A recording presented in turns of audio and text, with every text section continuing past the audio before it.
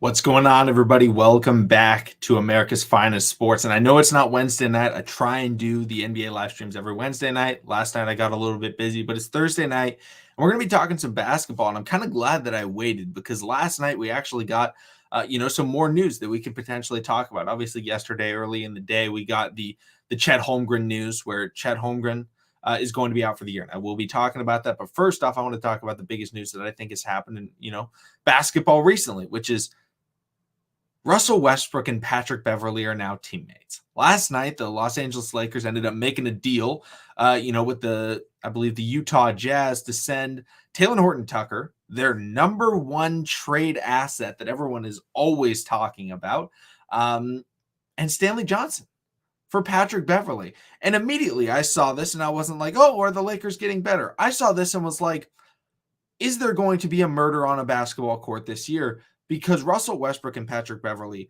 are probably the two people that hate each other the most in the NBA currently. Like, it's been a long time since, there hasn't been a hatred between two people in the NBA as big as them since they've been in the NBA. It's unbelievable. And now all of a sudden they're teammates in LA. And I want to talk about how I think it'll work, because when I first saw it, I was like, this is horrible.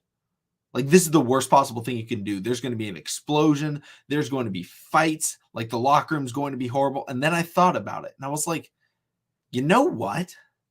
This is actually a great deal. Russell Westbrook and Patrick Beverley, I think, would be fantastic teammates. Why? Because those are maybe the two hardest working players in the NBA, or I'll say hardest, playing. They give 100%, 100% effort at all times, no matter what the score is. And that's something that both of them take pride in. Now, have they had many conflicts with each other? Absolutely. That's not a question. But the question is, will they be able to work together? Both of them are very team-first players. And everybody that's ever played with Russell Westbrook has said great things about him as a teammate and as a person. LeBron's defending him, AD's defending him. Everyone defends Westbrook that plays with him. The only people that don't defend Westbrook are the media critics that don't get to sit in the locker room and listen to him, motivate people. Putting in effort motivates people, especially in any workforce, really. Whether it's, playing in the NBA or just working some random job. If you see someone working harder and he's a leader, you're going to be wanting to work that much harder. Now you got two players like that on the Lakers. And I thought it was really funny because someone came out and they put out the stat, because Patrick Beverley is actually the best three-point shooter on the Lakers, which is really sad that they don't really have a good three-point shooter. But overall, it's a situation where I look at it and I'm like, okay, you have a very good defender in Patrick Beverley who's going to, play hard, work hard, all that type of stuff. But he can also shoot the three ball. A 3-and-D player where you don't have to rely on him for his point guard duties. You still have LeBron and you still have Russ, and I still don't love that duo. But you still have those players, so they can be the ones that, are really handling the workload, and they're the ones taking the ball up the court and trying to make all the passes. But then you have defenders for every aspect of the game. If you need to guard a forward, you have, Anthony Davis, or, LeBron can play some good defense. And if you need to guard a guard, then you have Patrick Beverley. So it's no longer a situation where I think defensively they're going to be improved. And we'll see what their bench ends up being. I do really like Lonnie Walker, but Thomas Bryant, I think, is solid. I don't have any problems with him. Him in Washington, I think he was a lot of fun to watch. But then it's kind of a lot of question marks. Like, is Austin Reeves the backup point guard? Is it, maybe Kendrick Nunn? He may be injured. I don't know how confident I am in him. So it's like, how good is he going to be together? But overall, like, when I talked about the last time I talked about the Lakers, I was talking about it in the how they would be able to win a championship with LeBron under extension. And it was, don't go after superstars, go after players that are going to make, decent money, not bad players, but decent players that'll be able to play a role. And Patrick Beverley is that type of mold. I think this is another season of figuring out exactly what they need to do to win with LeBron. Because I think Westbrook will be gone after this year. And after he's gone, I think they need to not spend all that money. But overall this year, I think the Lakers are looking a lot better than they were 2 days ago. And I think this is a much more, I'll say energetic team, because THT, I know a lot of Lakers fans really love THT, and I don't have any problems with him. But if you're trying to win now with LeBron James, you don't need players like THT, on the roster. So guys that are just like, they're decent, like, but at the same time, they're all built on potential, and he hasn't really taken that step to the player that I think a lot of Lakers fans were really hoping for. After his kind of first season in LA, it was like, oh, this THT guy, he's kind of filthy. But then all of a sudden, they're like watching him, and it's like, okay, he's not really getting that much better. He went up like less than a point per game last year, and that's something where I don't really know exactly what to take. And, if you guys don't know, I'm streaming this on TikTok as well. And so if I'm not going to answer the questions in the TikTok chat next live that I do when I'm not streaming on YouTube. I will answer those questions, but don't worry. I can definitely get to that. But overall, I think this is a great move for the Lakers to do, because it gives them a chance to contend. I know that sounds really stupid, the Lakers got Patrick Beverley, now they can contend. I don't think it's him being, the player that he is, but I think just having just anybody that you can be like, okay, he can do something for us, because Patrick Beverley is going to make those energetic plays. Patrick Beverley is going to make the type of plays that you want to watch, as a Laker fan, because I hate going against Patrick Beverley. You guys see the Sonics hat. I'm an OKC Thunder fan. I hate going against Patrick Beverley. It's the worst. He injured Russell Westbrook.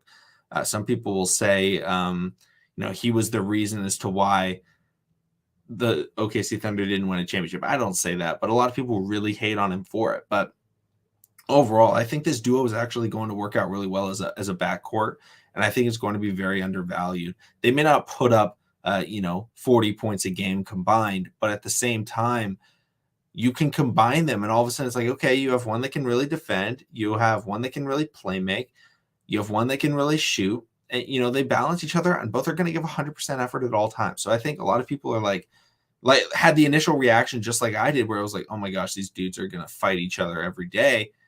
And then you kind of think about it, and you're like, you know what? Both of them are very team first players, and they're very win oriented. They're going to work together no matter what. They are both professionals, and I do not expect whatsoever that we will see a situation where things get out of hand. And maybe I'm going to regret saying that, but I really don't think that we're going to see anything crazy. I think it's going to work out really well, and it's going to surprise a lot of people. But let's get into kind of the next topic, because this one's rough, and I don't know how long exactly I'll be streaming, tonight. But let's talk about Chet Holmgren. As an OKC fan, Chet Holmgren, I was so excited to watch him. He was a player coming out of Gonzaga that he was my number one player. I almost said the Ravens. If the Thunder had the number 1 overall pick, I wanted them to take Chet Holmgren. If they had the number 2 overall pick, I was hoping Chet falls to 2. If they had the number 3, I was hoping he falls for 3. And I wasn't even thinking OKC would get a top 3 pick. I was like, okay, they may be picking 4. Maybe a team takes Jaden Ivey. Luckily, the Thunder still ended up getting Chet Holmgren, and I am still so excited for him to play. But I think it was laughable at social media and the national media, in the last day or so since we found out the news, because there's been so many lies just going throughout Twitter, from a lot of verified accounts. I don't buy into the trolls and stuff like that. I have no problems with that whatsoever. Whatever. If you want to troll, you can troll, but that's not going to get to me. But I see all these verified accounts, and they're like, this is the reason why a lot of GMs were just too hesitant on drafting Chet Holmgren, was this body frame. And it was like, what are you talking about? Why is Victor Wembanyama this generational LeBron type prospect? And I love Victor Wembanyama, freak prospect. I have no problems with him, but there's no concern about him getting injured. And people are just like, oh, no, he just won't get injured. And he has an injury history. I believe he's actually injured right now, is Victor Wembanyama, whereas Chet Holmgren hadn't been injured once. It's like, yeah, he has a smaller frame, but he hasn't been injured. And they're like, oh yeah, but the major injury history is going to, get broken in half.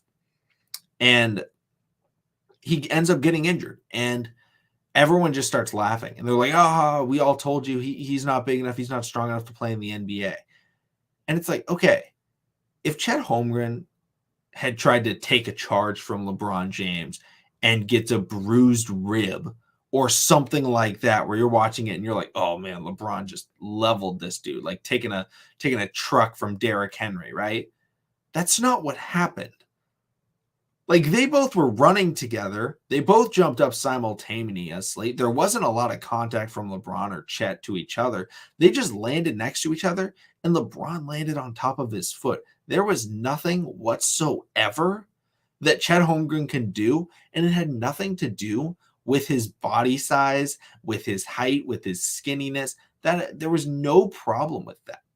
It was a Lisfranc injury. That, I had an injury in my foot in a similar situation. Now, was I going against LeBron James? No. But I was going up against a guy that was bigger than me, and I got injured in playing defense on a fast break where he didn't bump me, but we both jumped up. I tried to block his shot. I don't think he made it, just like Chet did. But we both landed, and he landed just slightly on my foot, and I got injured, and I had to miss basically the entire basketball season because of that. Now, am I Chet Holmgren? No, I'm not Chet Holmgren. But I'm just saying these types of accidents can happen, and it has nothing to do, like I said, if Chet had gotten bodied and run over by LeBron James, and it was like, oh my gosh, he's not big enough or strong enough to play. It was like, no, he held his own. He jumped up. He forced a bad shot, and they landed on each other wrong. The benefit is it's a Lisfranc injury. This is not an injury where people are going to be questioning, is he going to be the same type of player after the injury? That is not what happens with a Lisfranc injury. Lisfranc injuries, you come back and you are 100% once you get the foot reaccustomed. It's not like he, tore his Achilles or something like that, where sometimes that happens. People are like, oh, this guy could be done. No, he had a Lisfranc injury and he's going to miss his rookie season. And I try and be an optimist when it comes to basketball, but I was, I tweeted this out from my personal account. I was really looking forward to watching Chet. And I was no longer on Team Tank after we got Chet. I was like all in on trying to, be a play-in tournament team and stuff like that. I really wanted to watch them try and win, but unfortunately, that's not going to happen. So OKC is going to be sitting in probably another tank race. And we're going to figure out exactly what kind of team that this is, because I think a lot of people look at this OKC roster and they think this team's terrible. And I would disagree with that, because the team that people are looking at, the record that they've been seeing over the last couple of years is so inaccurate, because both of the last 2 years, Shai Gilgeous-Alexander has gotten hurt and they've just decided, you know what, he's done, because they were trying to tank. He probably could have come back, and Shai Gilgeous-Alexander, when he's been playing, they win games purely because of him, because he will go toe to toe with any scorer in the NBA. He can absolutely be a player that averages 30 points per game in the NBA. And Josh Giddey last year played really well. He could be a really solid number 2. Am I saying they're a contender? Absolutely not. Am I saying I think they're going to be in the play-in? I don't think so. But to sit around and act like this is a team that is the worst, because I see tankathon rankings and stuff like that, and it's like OKC's the worst team in the NBA, and I'm like, how is this team worse than the Spurs? Because if you look at the roster, I have it up right now. You got Shai Gilgeous-Alexander starting at point guard, potential all-star caliber. If he plays the full season, which I love watching him, and I think he will be an all-star at some point in his career. You got Josh Giddey and Lou Dort. One's playing the 2, one's playing the 3. It doesn't really matter. It's kind of a positionless basketball. Lou Dort is very solid. Great 3, not just a 3-and-D. He's a scorer and he's a great defender. And that's something that's very necessary in the NBA. Then you have Josh Giddey, who is just a very well-balanced all-around basketball player. That right there, those 3 players are enough to win you plenty of games in the NBA. That is enough to win you 20 to 25 games right there. And OKC's over-under right now is at 17 and a half after the Chet Holmgren injury. And I understand that the front court is not very good. Right now it's, kind of 5 players vying for the spot. You could throw in Jay Will, as kind of the sixth player if you want. But, you got Darius Baisley, you got Derek Favors, you got JRE, you got Mike Muscala, and you got Poku. My expectation is Darius Baisley is going to start. I would think JRE also gets the start at center, even though I don't like him playing center. I much prefer him at the power forward spot. But that's kind of my expectation with this roster. Then off the bench, I think it's a very solid bench. Like if you look at the starters are not elite whatsoever, if you compare it to the rest of the NBA, but I think the bench is very solid. You've got Trey Mann, who, last year as a rookie definitely played well, but you saw the flashes of, hey, this guy can be a lightning in a bottle type sixth man, a Lou Williams type of scorer off the bench. Then you have Aaron Wiggins, who also showed flashes of, hey, this guy's athletic. He can shoot the three ball when he's hot. And, overall, he's a good player. But the player I'm most excited for is the player that the Thunder drafted in Jalen Williams, J-Dub, because he came into Summer League and he's got great size. He's got great length, and he showed he can score the basketball.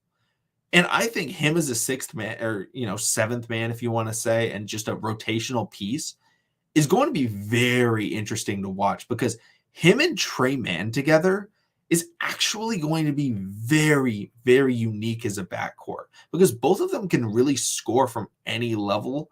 J-Dub is significantly more physical, but they both are like difficult to defend in their own way. Trey Mann, super, super quick, super agile, great handle. And then J-Dub is just like, hey, I got a wingspan and I'm going to shoot over you and I can drive by you and I can dunk the ball and I can play physical. There's a lot of things that, I am excited to watch with that bench.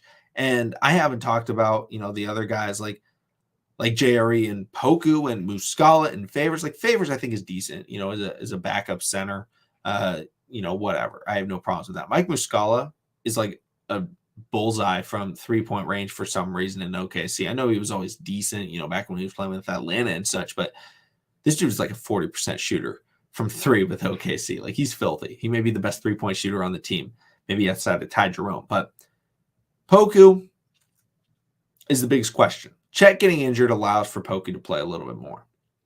And Chet getting injured is a negative thing. But this is the year, I think, where we get to really find out, like, okay, is Poku going to potentially be the player that a lot of us are hoping that he can potentially be? And he doesn't have to average 20. He doesn't have to average 15. But he needs to show a little bit more control than he showed in his first couple of seasons in the NBA. And he also needs to show a little bit more consistency, because so far he's been going out there and he has just been throwing up. Right, like sometimes he gets hot and it's like, oh, look at that Poku, and his shooting form looks really good. He's got a really nice stroke, but he looks wild when he plays.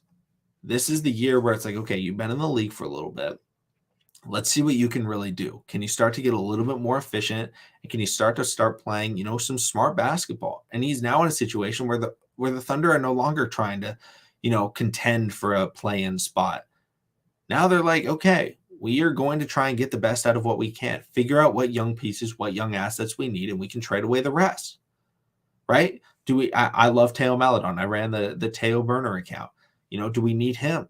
Do we need Ty Jerome? Do we need Lindy Waters? Maybe we get to see a little bit of Usman, who we may not have been able to see whatsoever this year if we were trying to contend. But now it's like, hey, let's throw Usman in there. Usman, I still want to say it's Jang, but Usman is someone that, he's definitely probably more of a project, but the potential is there, 6'11" frame, can pass, he can shoot. He's got great form when he shoots. He's relatively inconsistent when he does it. I've seen people say he's got the prettiest shot that never goes in. But all these players, like, we may actually get to see them play a little bit more, which, can be frustrating every once in a while. But at the same time, hey, if you're OKC, you're going to be trying to play, and you're probably going to get another top 10 pick this year. And there are plenty of players. I know the Victor sweepstakes, I don't think OKC is going to win that. But someone that I think, OKC could definitely be targeting, and I got to pull up the big board for, overall is there's just so many different guys, at the small forward spot that, are going to be in that, and obviously so many things change in college basketball, but I really like the the Nick Smith Jr., if they want to go point guard, if they recognize that, hey, maybe Teo and Ty Jerome aren't really the guys, we can throw J-Dub at the backup small forward spot. Let's get a point guard next to, or shooting guard or point guard next to Trey Mann, Nick Smith Jr., if we get a pretty good pick, depending on how he plays. You got a couple of OTE guys in, I think it's Auser Thompson and Amon Thompson that they could go after. You got Dylan Mitchell, you got a couple of Duke, you always got Duke guys. But a lot of players that they can potentially be adding that weren't in the cards. And so you have to look at everything. I believe you have to look at everything in a positive way. I also am a huge fan of Anthony Black out of Arkansas as well. If they get a little bit of a better draft pick, but you got to look at everything in a positive manner. You got to turn it around. And Sam Presti's talked to the media and he said, hey, Chet Holmgren understands what happened. There's nothing he can do. And he's in the gym and he's working and he's trying to get, he's lifting and doing all this stuff. Why? Because he knows that there's nothing that can change the Lisfranc injury. So you got to figure out what's the best plan of action from there. And he's trying to take it. So the best plan of action, I think, is play out this year and get another young asset and play him next to Chet and have their rookie years be together. And that is completely fine with me. It's a little bit frustrating because I really wanted to see Chet. I really wanted to see Shai Gilgeous-Alexander in like a trying to compete role, but we just got to wait one more year. And I hope Shai will be patient. Like look at Devin Booker. Devin Booker, it was like, okay, he's trying. And then all of a sudden they got the right asset, whether it's a young asset or a veteran. And it was like, boom, there they go. I think that can be the same thing with SGA. If next year OKC gets the top 8 pick and they have Chet and they go, just like, because when they drafted Giddey was like the number 6 overall pick. And it was like, wow, instant impact. Imagine they do that again and then they add in a Chet Holmgren and it's like, wow, we actually have a really good young roster like the Memphis Grizzlies. And we can really play some basketball and compete. I'm not worried about OKC's spot right now. The next kind of thing that I wanted to do is I wanted to do a little bit of some start bench cuts, NBA style. If anybody's watching at TikTok, you guys can nominate some as well. But I have a couple that I just want to talk about. But starting off, start bench cut, Russell Westbrook, D'Angelo Russell, Ben Simmons.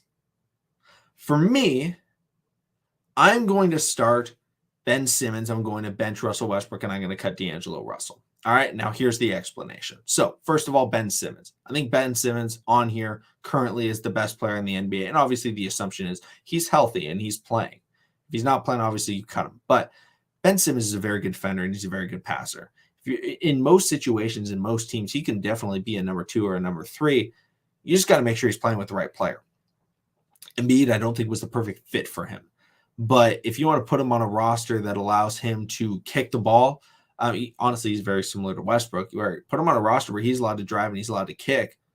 He can play really well. But the benefit of Ben Simmons is he's also maybe the best perimeter defender in the NBA at his position. That's very valuable to me. And that's why he's starting. Initially, I was going to bench him, but then I was like, oh, but the defense. And so you got to add that in my opinion. But in terms of Russell Westbrook now, why I threw him on the bench is the leadership. I think Russell Westbrook's mentor role, his leadership is something that is incredibly undervalued. Having someone in your corner, no matter what, at all times is always going to provide me more value than someone like D'Angelo Russell, where, yeah, he could come in and he can score more points than Westbrook. But Russell Westbrook can come off the bench and be like a very good factor into why you are being able to move the ball, because so many starting teams or so many starters are the entire offense, right? You got to keep, right now the Los Angeles Lakers, you got to have Westbrook or LeBron on the court at all times because he's typically injured. If you have a bench player like a Russell Westbrook, like you can keep him out there. And you are totally fine, and you can rest your starters. You can rest Ben Simmons. You can do all that, and he's still going to move the ball. He's still going to be aggressive. And he's still going to play good basketball. I think people look at Russell Westbrook like he's terrible. That's like, is Russell Westbrook putting up 30, 12, and 12? No. Most likely nobody will do that for another 50 years. But what he is doing is he's playing every game. and he's playing physical. And the Lakers are a terrible roster that he was having to play with. And it's like Russell Westbrook's skill set is maximizing everyone else around him. That's what he does best. That is what he did in Washington. Look at that roster. And yes, he was playing with Bradley Beal, but him and Beal were able to elevate everyone else because Westbrook elevated Beal, and Beal was allowed to score. And then that allowed for more open opportunities for Westbrook to get those assists to, even guys like Raul Neto. They were playing really well with them. But that's kind of my thoughts. D'Angelo Russell, I think he's solid. I think he's a good scorer. But overall, I just don't think he's as good as the other two players. Maybe, pure basketball stand. Honestly, I think D'Angelo Russell's the worst out of the three, even saying it's current Russell Westbrook. The next one, Luka Doncic, start bench cut, Luka Doncic, Kawhi Leonard, Kevin Durant. This is just for next season only. For me, I'm sorry, but I am going to be cutting Luka Doncic. This is tough. This is the toughest one that I've seen. I'm cutting Luka Doncic. I'm benching Kevin Durant, and I'm starting Kawhi Leonard. And this may be something that's incredibly controversial, but I think these are all top 5 players in the NBA. I need to make that very clear. These are all top 5 players in the NBA. And I have no problem with any one of them. You can put this in any order, and I think you are correct. But I'm going to be starting Kawhi Leonard because I think he's the best two-way player in the NBA. And yes, I'll say he's the second best two-way player in the NBA. I think Giannis is number 1. But Kawhi Leonard, what he's able to do day in and day out is remarkable that it goes so unnoticed. And I know it goes noticed when, we're watching him in the playoffs and such. But even in the regular season, like what this guy does is just like, he comes into work, he gives you 28 on good shooting, and he plays incredible defense, and he's very smart. He can create his own shot, and he can do all of that in the defense. The defense is why I went with him starting, because I think he's by far a better defender than Luka and KD, like by far. Obviously, I think Luka's the best passer out of all of them. I think KD's the best scorer out of all of them. So getting into kind of the Kevin Durant versus Luka Doncic, I was looking at it and I was like, okay, off the bench, what do you want most? I think you want the spark plug in those two players. I think you want the spark plug. And I think Kevin Durant he can come in and he can give you 30 points. I mean, he could give you 30 and a quarter if you wanted, but he can come in and really save your team from a run. And he also plays decent rim protection. I mean, he can play defense, but overall, I think he is more of a threat offensively and more of a threat overall than Luka Doncic is in the NBA. Now, in 3 years, is this going to be different? Absolutely. But right now, as it stands, I think Kevin Durant is more feared by opposing coaches than Luka Doncic. And I could be wrong about that, but I think it's very close. But I think Kevin Durant demands more respect from defenders. And I think he's harder to guard. Luka Doncic, I think his problem still currently is he takes too many bad shots, which, hurts his, field goal percentage and stuff. If he can clean that up a little bit more, get a little bit higher on those shooting percentage. I know he's been, getting better ever since his rookie year, but, he's going to be scary. And, he's one of the best players in the NBA. He's probably the best young player in the NBA. But Kevin Durant right now, I think he's more efficient. And he takes better shots, and I think he makes them too. So that's why I kind of went with that there. But the final one that I have is start bench cut Jimmy Butler, Paul George, Jason Tatum. And first off, I'm going to be cutting Jimmy Butler. Now, I love Jimmy Butler. I think, he's one of the best leaders in the NBA. I think he's one of the most underrated players in the NBA. Or maybe, I don't know. I think he's starting to become underrated once again. He got, kind of, properly rated, I think, during the NBA Finals round. And then it was like, Jimmy Butler hasn't been back to the finals. And it's like, only one guy can lead his team to the finals from the Eastern Conference every year. He did it a couple years ago. But he's a very good defender. No problems with him there. But scoring the ball offensively, he can get to the rack, but, he's just limited in that three-point shot. And I definitely wouldn't be starting him here. So it comes down to like, okay, off the bench, what do you want? And I want at least a 3-and-D player. In terms of, the starting, starting player, I feel like people are going to hate me for this, but I feel like it's Paul George. And I know Paul George is maybe the most hated player in basketball outside of Russell Westbrook, but Paul George is a very good defender, and he's a very good offensive player, and he's a good playmaker. That's something that's super underrated about his game. He can actually pass the ball. He can play the point guard position. He can do it all on the basketball court. I think Jason Tatum, I think he's a fine defender. He's not great. I think he's fine. He's above average. I have no problems with his defense. He's not Trae Young out there. But Paul George adds like clamps to your roster, and I think Paul George is just as deadly offensively as Jason Tatum. I think people like to clown on Paul George, so often because, he has a lot of games where, he maybe doesn't have the best one. He may struggle every once in a while. But you know what? Everyone struggles once in a while. But Paul George consistently has been able to be a, top 15 player in the NBA over the last, several years, even though he's gotten flack for, off the court, he makes a lot of really stupid excuses. Every time he has a bad game, dude walks out and he's like, full arm cast. And you're like, dude, what happened? And he's like, oh man, I didn't tell anybody about this, but I've been dealing with something. I don't know. That's what he says after every playoff loss. But overall, I think he's a better player than Jason Tatum currently. I also think though that Paul George and Jason Tatum, I have them right next to each other in my rankings of players. So I think you can go either way with those two. So then Jason Tatum, obviously super clutch, very good scorer. He's younger, decent defender, but overall, I just like Paul George's game a little bit more. I think he's more polished, well-rounded. And I think he has a little bit more experience. And, you can say, oh, but he hasn't been to the NBA Finals. It's like, yes, that's true. But at the same time, Jason Tatum was playing on a very well-rounded team, and he had a Jaylen Brown next to him. Paul George was playing, no offense to Roy Hibbert and Lance Stevenson, but that's not the same supporting cast that Jason Tatum has had. And also he had LeBron in the East, which also makes it very difficult to get to the finals in his prime. But, now in the Western Conference, he's been playing with Kawhi Leonard, and Kawhi's been hurt. That makes it difficult to win when Kawhi gets hurt. Now, all of a sudden, Paul George is going to get respect on his name this year because I think the Clippers are going to be the best team in the West. I think the Clippers are probably the best team in the NBA.